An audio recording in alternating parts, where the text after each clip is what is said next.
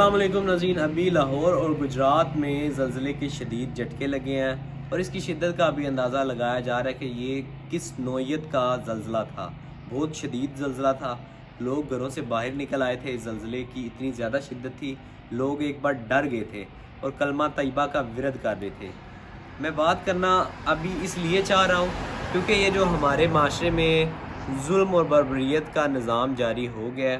ابھی میں ایک نیوز پڑھ رہا تھا کہ ہمارے علاقے ڈنگا میں بھی کچھ ہی دیر پہلے دن دہاڑے بڑے بازار میں ایک شخص کو کوئی گولی مار گیا، اس کی ٹانگ پہ گولی لگی ہے، 3-4 جگہ پہ اس کو کوئی بندہ گولی مار گیا۔ دن دہاڑے اتنے زیادہ لوگوں کے درمیان اس بندے کو کوئی گولی مار گیا۔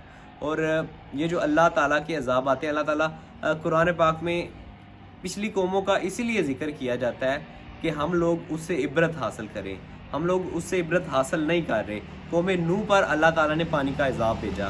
حضرت نوح علیہ السلام کی جو قوم تھی اس پہ اللہ تعالیٰ نے پانی کا عذاب بھیجا، اور ایک میرے خیال میں نوح علیہ السلام کے بیٹے تھے جنہوں نے کہا تھا کہ میں پہاڑ پہ چڑھ جاؤں گا تو میں بچ جاؤں گا، لیکن تب نوح علیہ السلام نے فرمایا تھا کہ وہی بندہ بچ پائے گا جس کو میرا اللہ بچانا چاہے گا۔ تو آپ نہیں بچ سکتے جب اللہ کی پکڑ آ جاتی ہے تو وہی بندہ بچتا ہے جس کو اللہ تعالیٰ بچانا چاہتے ہیں۔ قوم سمود کی میں بات کرنا چاہوں گا۔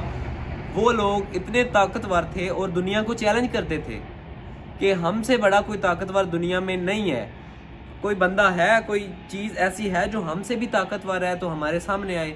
وہ لوگ اس طرح کھلے عام چیلنج کرتے تھے کہ ہم دنیا میں سب سے طاقتور ہیں، تو ان پہ اللہ تعالیٰ نے عذاب بھیجا۔